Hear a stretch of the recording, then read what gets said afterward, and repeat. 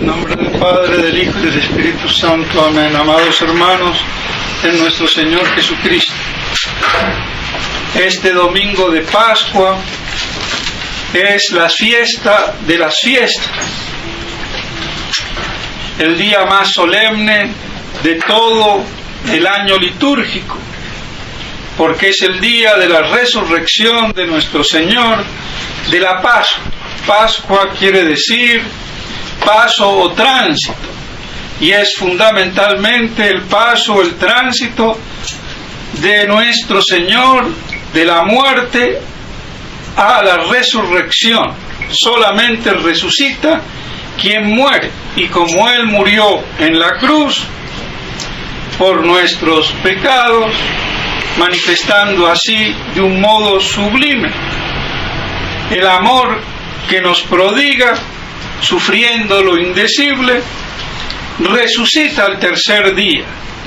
Y esa resurrección, ese paso de la muerte a la resurrección de la gloria, que ve desde ahora ya sí todo su resplandor, porque como sabemos, nuestro Señor, cuando se encarnó, debió de ser cuerpo glorioso, pero se anonadó en el sentido que no permitió que esa gloria redundara sobre el cuerpo para que fuese pasible de sufrir y morir por nosotros.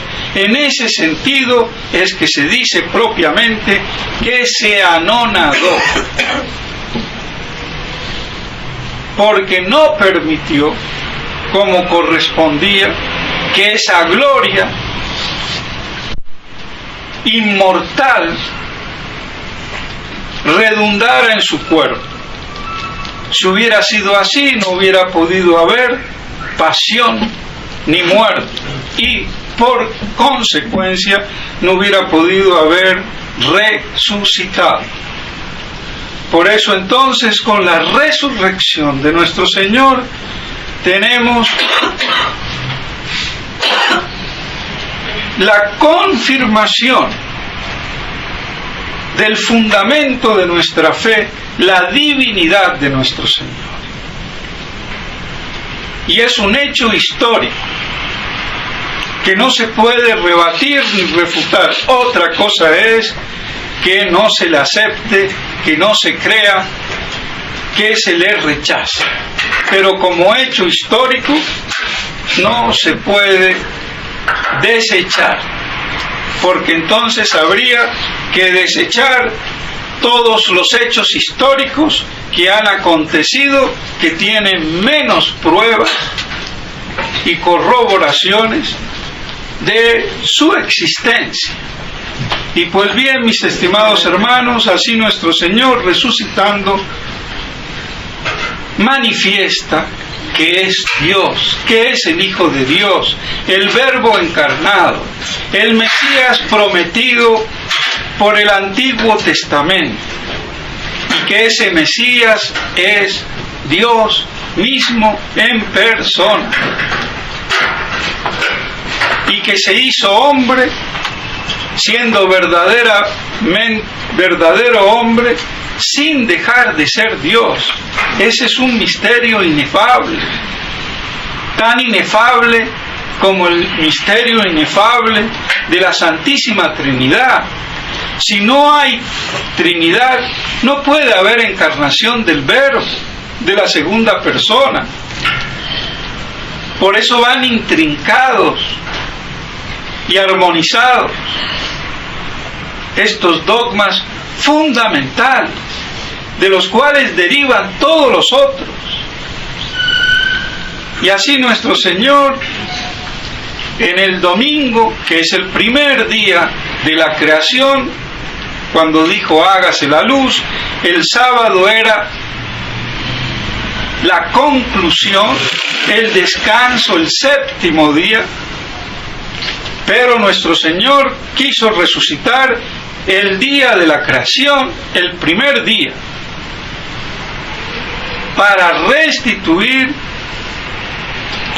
en ese día esta luz que Él vino a traer al mundo, y por eso queda el sábado desfasado y se pondera y privilegia el domingo, que es el día del Señor. Domingo viene de Dominus, y Dominus, ¿por qué? Por nuestro Señor Jesucristo,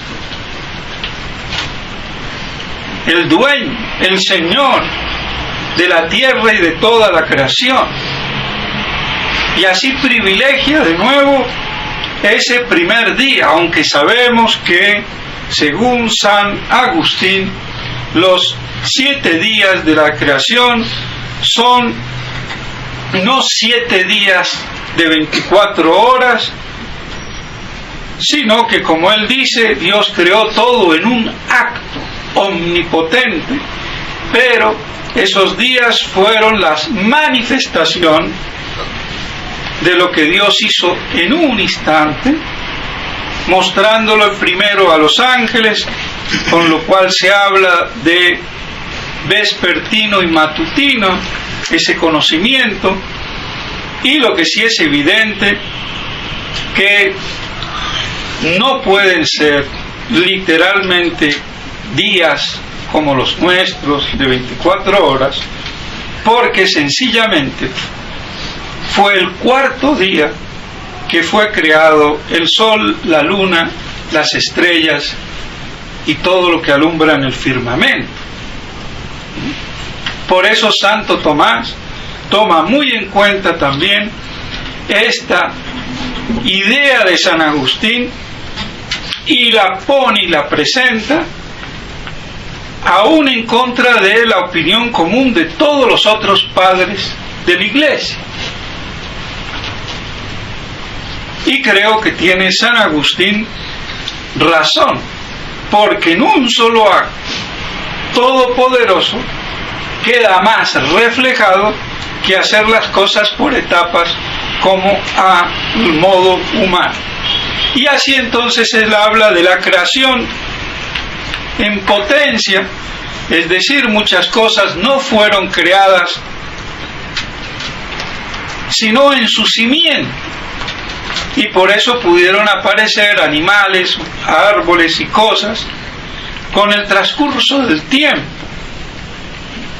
Entonces no necesariamente todo estaba creado en acto desde el primer momento. Y esa es la explicación teológica que da Santo Tomás citando a San Agustín. De todos modos, como se dice que el primer día fue el de la luz, y lo primero en la interpretación de San Agustín sería lo que se le manifestaba a los ángeles en su conocimiento. Por eso, si el primer día corresponde a un día de la semana, sería al domingo. Y por eso nuestro Señor resucita el domingo, como luz del mundo, luz del universo, y Rey y Señor de todo lo creado. Y como vemos, mis estimados hermanos, la epístola nos incita a dejar la vieja levadura. La levadura produce como fermento la expansión de la masa, pero hay, por cierto, como cierta también idea que va involucrada en la fermentación de corrupción, no necesariamente, pero la hay. Por eso habla de ser como panes ácimos, sin levadura, sin esa mezcla que hace fermentar, y sobre todo dejar la levadura antigua, que esa sí era corrupta, porque puede haber una levadura buena, no en lo que tenga de malo, sino en simplemente el concepto de expandir, de aumentar la masa. Y por eso nos incita la epístola a que vivamos con toda sinceridad en la verdad. Así de sencillo, sinceridad y verdad. Y si vemos, es lo mismo. Sincero es lo verdadero, y lo verdadero es sincero. La verdadera sinceridad, no el cinismo o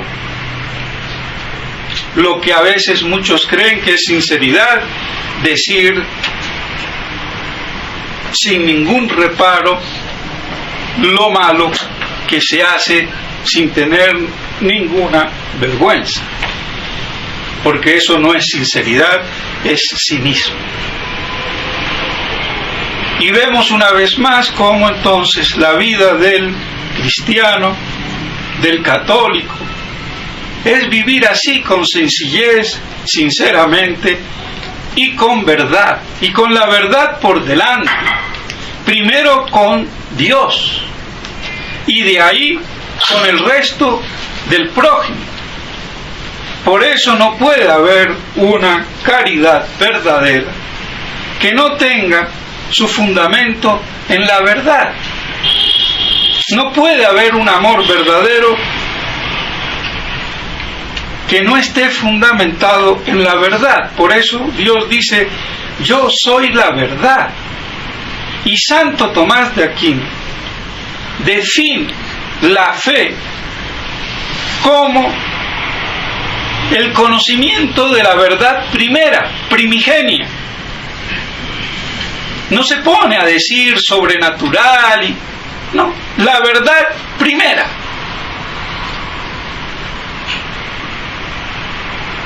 Y no dice más, porque ¿quién es la verdad primera? Dios. Y ese conocimiento de Dios como verdad primera, sobrenatural, es la fe.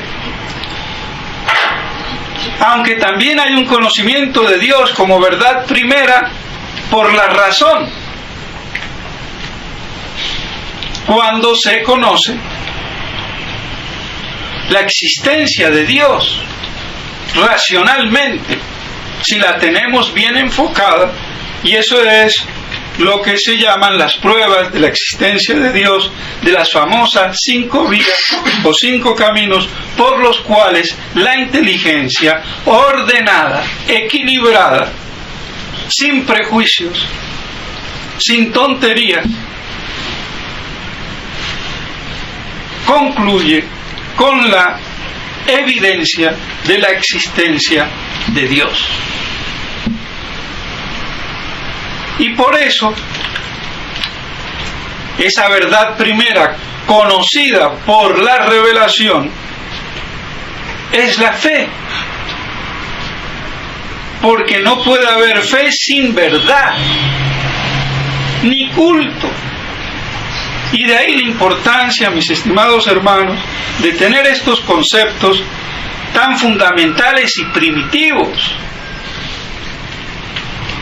Primitivo en el sentido de primigenio, de primero.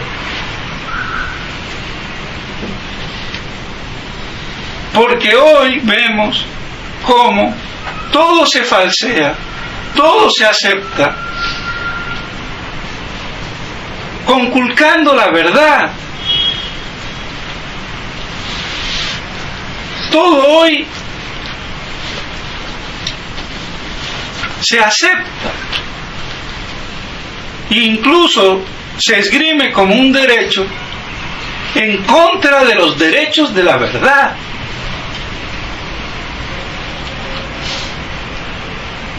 La verdad tiene que estar en primer orden, porque esa verdad es Dios, tanto en el orden natural como en el sobrenatural.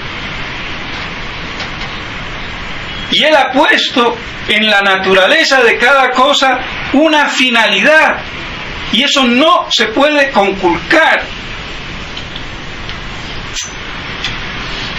Por eso es una aberración todo lo que hoy acontece, tanto en la iglesia oficialmente y en el mundo. Y el colmo de los colmos, ver proclamado no solamente el error, la mentira, el engaño, sino también el orden natural y permitir los derechos que hasta su nombre da asco.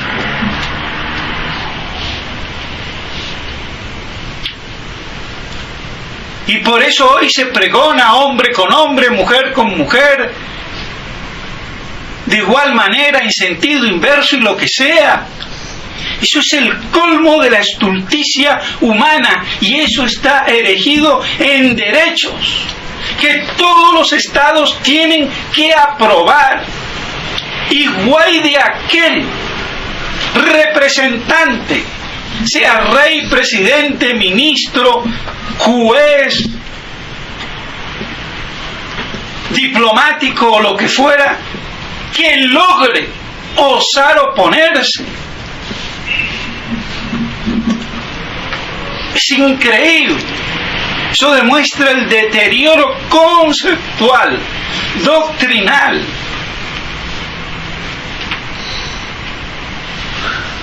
Y ya no se diga en el orden sobrenatural con la famosa libertad religiosa y de conciencia.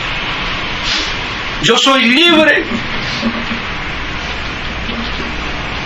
porque Dios nos ha hecho libres para que le reconozcamos libremente.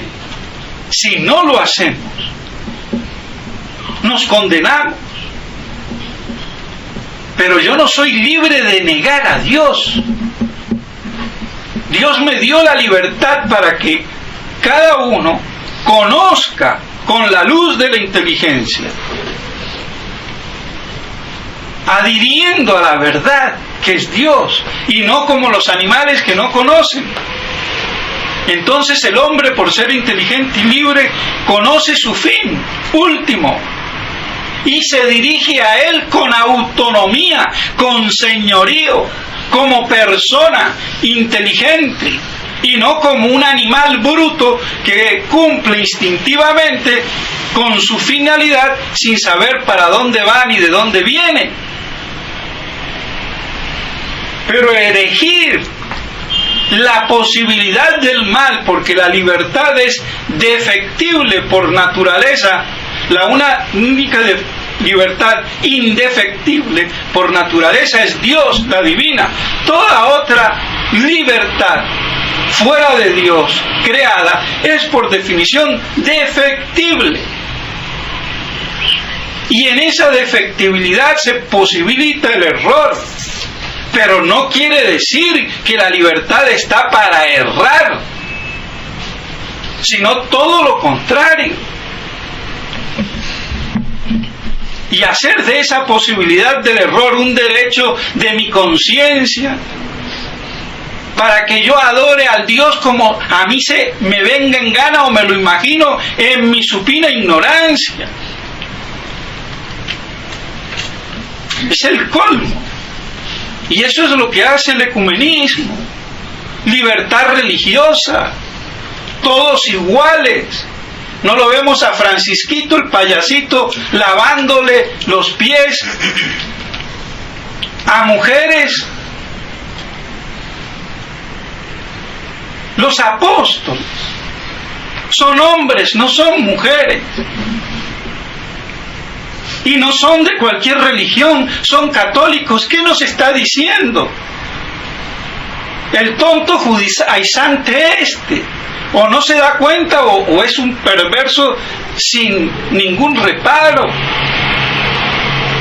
Que apóstol puede ser tanto un hombre como una mujer, y tanto un musulmán como un católico. Eso es lo que él ha hecho con los actos.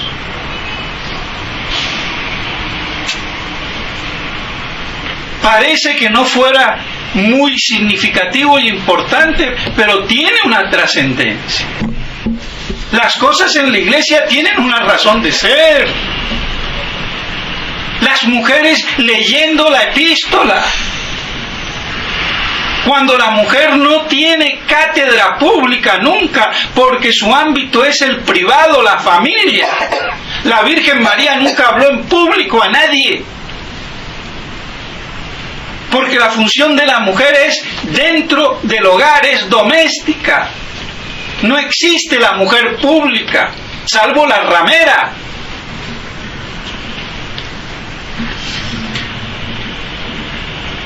Es que es inaudito la confusión de conceptos por doquier. Y que todo esto sea promovido por un clero que se diga de Dios. Eso demuestra el absurdo del colmo. Pues bien, mis estimados hermanos, la única respuesta ante todo este desbarajuste, corrupción, engaño, falacia, parodia de iglesia, de religión, como la oficial, está en volver a los conceptos primigenios, primeros, la divinidad de nuestro Señor, la revelación del Padre que Él viene en persona a prodigar y que antiguamente estaba en lo que se llama el Antiguo Testamento. Y Él actualiza todo eso. Y por eso la identidad de la Iglesia de Cristo en la fidelidad, en la verdadera fe, única y exclusiva, que no permite otra cosa. Porque el verdadero amor es fundante, único y exclusivo. Por eso el matrimonio católico es un reflejo del amor y de la unión de Cristo con su Iglesia, única y exclusiva, no hay más, no hay otras religiones. Esto no es un harén de sultanes turcos, la religión no es eso.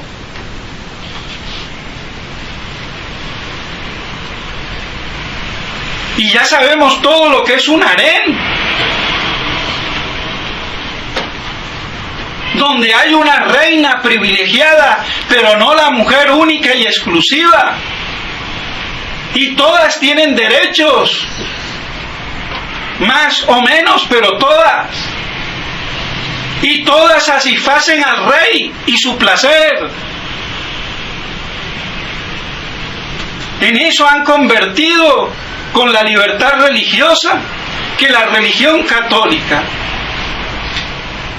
sea una más del harén, y cuando mucho la privilegiada, pero no la única y exclusiva. Por eso es una blasfemia todo esto. Se conculcan los derechos de Dios, de la verdad. Por eso la gran parodia que hay, el gran engaño, la gran falacia, la gran mentira. Y todo esto amparado por la prensa internacional, por los reyes de esta tierra, y por esa fornicación que hay entre la religión prostituida, como la que vemos, simbolizada en la gran ramera de oro y púrpura, con los reyes de la tierra. Ahí está la amalgama.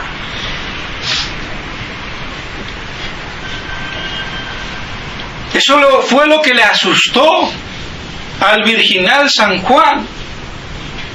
Misterio, sí, gran misterio de iniquidad. Por eso, mis estimados hermanos, para poder perseverar en este mare magnum, tenemos que consolidarnos en la fe, en la divinidad de nuestro Señor. Y así, sacando todas las conclusiones que de ahí se derivan, y permanecer fieles a la verdad, a la fe. De lo contrario seremos viles apóstatas, como lo es la gran mayoría, aunque tienen el atenuante que la ignorancia, o por ignorancia, la culpabilidad no les recae con el rigor que debiera, pero eso ya es otra cosa. Pues bien, mis estimados hermanos, en este día de Pascua, de la resurrección de nuestro Señor Jesucristo, nosotros tenemos confirmada su divinidad y por ende la divinidad de la Iglesia indefectible e infalible en lo que tiene de constitución divina, mientras lo que tenga de humano, eso puede perecer, corromperse y hasta morir, como vemos cómo muere oficialmente la jerarquía. Y no quiere decir que muera la Iglesia, porque quedará visiblemente reducida a un pequeño rebaño disperso por el mundo, como son todos los verdaderos tradicionalistas. Pidámosle a la Santísima Virgen María que nos consolide al pie de la cruz y que también nos ayude a mantenernos expectantes en esa gloriosa resurrección que nuestro Señor nos promete si somos fieles. En nombre del Padre, del Hijo y del Espíritu.